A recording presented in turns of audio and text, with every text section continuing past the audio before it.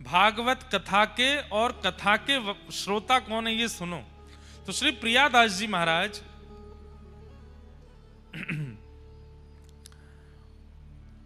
उनके मन में आई कि मैं 84 कोस यात्रा करूं। कथा करते थे, भक्तमाल की बड़ी मधुर मीठी कथा करते थे।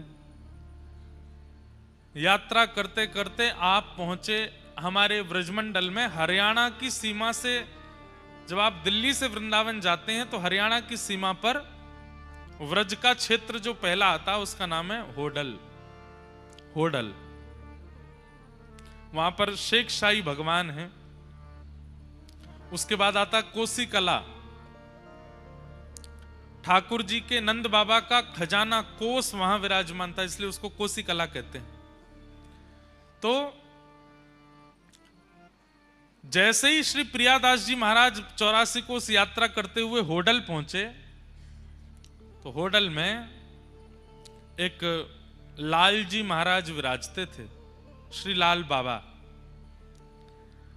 उनके यहां जैसे ही प्रियादास जी ने प्रणाम किया तो लाल बाबा महाराज बोले, बड़ी कृपा, आप श्री प्रियादास जी हैं ना? बोले हाँ। आपने भक्तमाल का विस्तार किया है ना? बोले जी, भगवत कृपा से किया है। बोले प्रभु कहा कर रहे हो? बोले मैं तो 84 कोस यात्रा कर रहा हूं। बोले कृपा कर दो। बोले कहा, मेरे ठाकुर जी बहुत दिना है गए कथा सुनवे को बड़े तरस रहे हैं, आप कछु दिना यहीं विराज करके भक्तमाल की कथा सुनाओ। प्रियादास जी महाराज बड़े प्रसन्न हो गए। बड़े सुंदर ठाकुर जी। ठाकुर जी के सन्मुख प्रियादास जी ने अपनो आसन लगायो, कथा सुनानी प्रारंभ करी भक्तमाल की। 1 दिन 2 दिन 3, भक्तमाल जी का नियम नहीं है 7 दिन की 10 दिन की, जितनी साल भर भी करते रहोगे तो भी पूरी नहीं होंगी, इतने भक्तों के चरित्र हैं। 7 दिन हो गए कथा को। धीरे धीरे इतनी भीड़ होने लगी, अब तो गांव के लोग, बाहर के लोग, यात्रा करने वाले लोग सब इकट्ठे हो गए लाल बाबा महाराज के स्थान पर। उनके ठाकुर जी को कथा सुनाते थे प्रियादास जी महाराज। अब श्रोता तो आते, श्रोताओं में भांति भांति के लोग आते हैं, गांव के लोग आते हैं, कुछ भोजन करने वाले लोग आते हैं। कई जगह कथा में प्रसाद की व्यवस्था होती है तो कई लोग केवल प्रसाद पाने ही आते हैं। कथाओं में लिखवा दिया जाता है कि कथा के बाद भोजन प्रसाद की व्यवस्था, तो भीड़ दुगुनी आती है। और वो भीड़ भी कब आती है? जब कथा विश्राम होने वाली होती है। जैसे अमूमन कथाओं का समय 3 से 7 होता है, 6 बजे भीड़ आती है, 7 बजे तक कथा सुनेंगे, फिर बढ़िया प्रसाद पाएंगे। हर तरीके के लोग आते हैं कथा में। कई जगह चोर भी आते हैं। अब यहां प्रियादास जी कथा सुना रहे थे, उनमें ही सुई चोर आ गए। 4-5 चोर आकर के बैठ गए, प्रेम से कथा सुनने लगे। कथा सुनते सुनते एक दूसरे को कोहनी मारी, कथा में ज्यादा मन मत लगाओ, पेट पूजा करनी है, ढूंढो कोई सामग्री दिख रही है दूर दूर तक। अब बाबा जी का आश्रम, वहां कौन सी कोई सामग्री होती है? कुछ ऐसा विशेष था नहीं। सब जगह ढूंढ धाड़ करके इधर उधर देख करके देखा, कुछ मिला नहीं। एक चोर ने कही, भाई देखो और तो कुछ दिख नहीं रहा। वे पीले पीले वस्त्रों में भगवान बड़े चमक रहे हैं और इनके पीछे चांदी का सिंहासन लग रहा है, नीचे चांदी की आरती, चांदी की थाली, चांदी की कटोरी, चांदी के बर्तन सब दिख रहे हैं। अभी ये तो हमको दिख रहे हैं, अंदर गर्भगृह में ना जाने कितनी सारी वस्तु होंगी। अगर इन ठाकुर जी की चोरी कर ली जाए तो आनंद आ जाएगा। सब ने मंत्रणा करी, कैसे करें? बोले उसके लिए तो एक काम करो, कथा के बाद प्रसाद पाके यहीं आश्रम में पोंछा बर्तन करो, ऐसा दिखाओ कि हम सेवक हैं, कथा सुन के सेवा भी कर रहे हैं, तो महाराज जी रुकने की अनुमति दे देंगे। कथा सुनने के बाद प्रसाद पाकर के सब भक्तों को प्रसाद परोसा चोरों ने।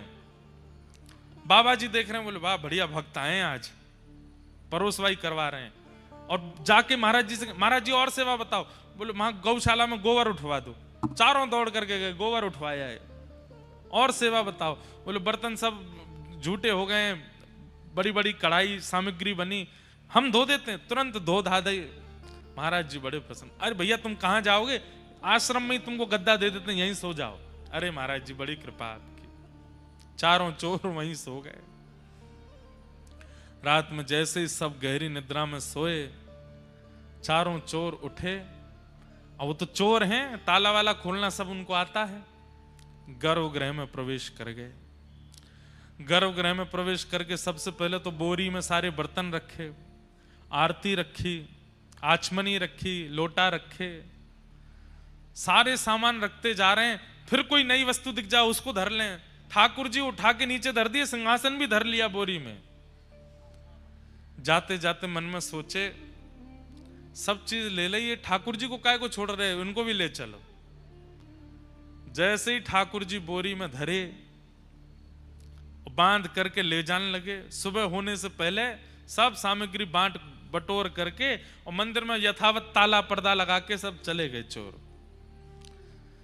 सुबह मंगला आरती के लिए महाराज जी उठे, स्नान ध्यान करके जैसे ही मंदिर में गए, ताला खोल के पर्दा खोला, सब साफ, कुछ भी नहीं वहां तो। अब यहां तो हल्ला मचा। महाराज चिल्लाने लगे, बाबा अरे मेरे भगवान चोरी हो गए, अरे मेरे ठाकुर जी चोरी हो गए, अरे मेरे ठाकुर जी को कोई लेके चला गया। प्रियादास जी महाराज उठ करके संध्या आदि कर रहे थे। उनके कान में आवाज गई, उठ करके कहावे हो कहावे हो। बोले अरे ठाकुर जी को चोरी कर ले गए कोई। मंदिर में जाके देखा, पूरे सब वैष्णवों में हल्ला मच गया, ठाकुर जी चोरी हो गए। प्रियादास जी महाराज तो वहीं बैठ करके रोने लगे और रोते रोते मन में विचार करने लगे, मेरी कथा अच्छी नहीं लगी ठाकुर जी को, इसलिए भाग गए यहां से। अगर कथा भाई होती, भैया हल्ला मत करो, चोर नहीं लेके गए हैं। चोर की क्या सामर्थ्य जो ठाकुर जी को लेकर चला जाए। ठाकुर जी को कथा इतनी चुभ रही थी कि अपने आप चोरों को बुला के उनके संग बैठ के चले गए ठाकुर जी। मेरी कथा के कारण हुआ। यदि मैं 84 कोस यात्रा करता रहता, कथा करने यहां नहीं रुकता, और मुझे भी थोड़ा सा मन में आ गया था कि मैं भी कथा वक्ता हूं, ठाकुर जी मेरी कथा सुनते हैं, इसीलिए ठाकुर जी चले गए। प्रियादास जी रोने लगे। और वहां स्थिति क्या चोरों की, चोर गए किलोमीटरों दूर दौड़ते हुए कि कहीं पीछे से कोई आ नहीं जाए, और एकांत में कहीं जाकर के अपना जो उनका ठिकाना था वहां पहुंच गए। पहुंच करके बोरी वगैरह नीचे धरी, नीचे धर के सब सामान वामान सब बाहर निकाल दिया। थक गए थे, कुछ भोजन प्रसाद पाया, बोले भैया सो जाओ, अब तो रात भर हम सोए नहीं है, थोड़ी देर 1 आध घंटा सो लें, उसके बाद चोरी का जितना सामान है सब आपस में बांट लेंगे। चारों चोर जैसे ही सोए, नींद आते ही जिन ठाकुर जी को चोरी करके ले गए वो तुरंत इनके स्वप्न में, चारों के स्वप्न में एक साथ प्रकट हुए। और प्रकट होकर के बिल्कुल क्रोध में भर के देखने लगे। ये चारों अपने ही स्वप्न में थर थर कांपे। बोले आप कौन? बोले मैं वही हूं जाको तुम बोरी में बांध के लाए हो, बोरी में धर के लाए हो, मैं वही हूं। अरे आप इतने क्रोधी क्यों हो रहे हैं? बोले अरे 1 दुख 2 दुख 3 दुख 4 दुख 5 दुख देता होगा व्यक्ति, तुमने तो मुझे असंख्य दुख दिया है, इतना दुख दिया है, इतना कष्ट दिया है।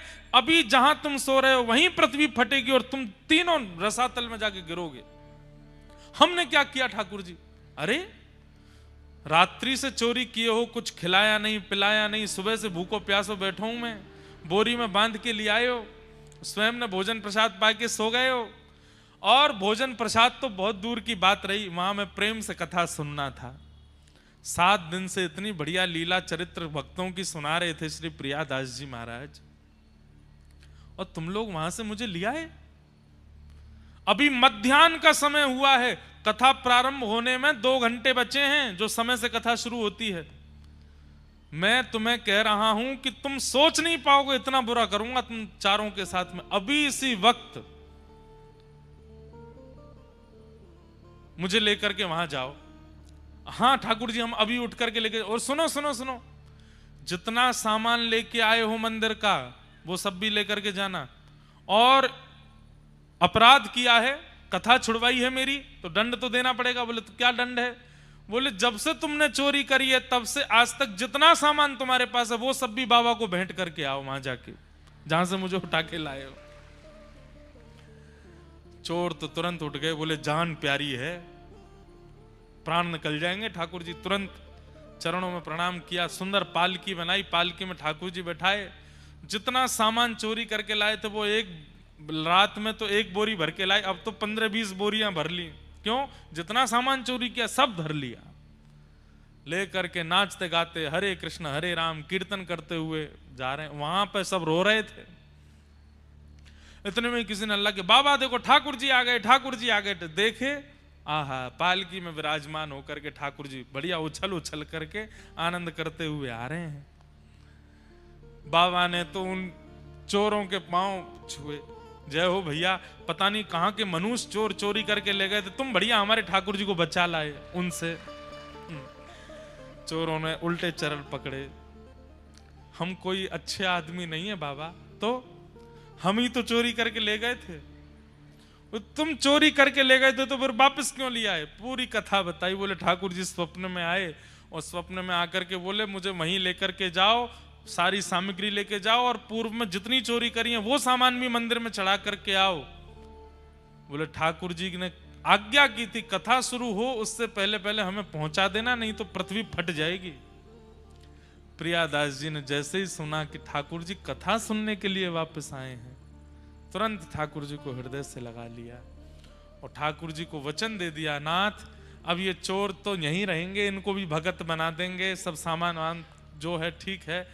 अब जब तक संपूर्ण भक्तमाल पूरी नहीं हो जाएंगी, पहले तो ऐसा मन था कि 10-12 दिन में कथा करके चले जाएंगे, लेकिन अब जब तक पूरी कथा नहीं हो जाएंगी तब तक हम कथा आपको सुनाते रहेंगे, पूरी भक्तमाल आपको सुना करके तब यहां से आगे जाएंगे।